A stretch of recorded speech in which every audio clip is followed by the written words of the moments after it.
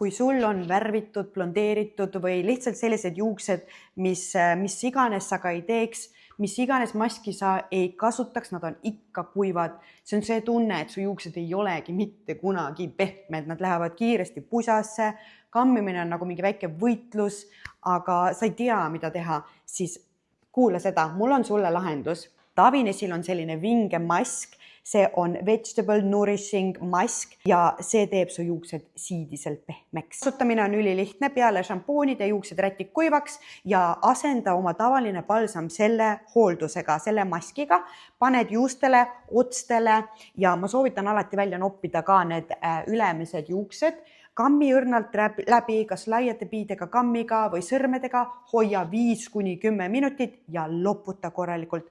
Balsamit enam peale ei pea panema. Ja kui oled ära loputanud, siis mis pärast juhtub? Su juuksed on pehmed, su kamm käib ilusti õrnalt läbi, ilusti, kergelt. Juuksed ei ole enam kuivad ja krudisevad, vaid nad on siledad, läikivad, elusad, toidetud ja tunned ennast jälle palju normaalsemalt.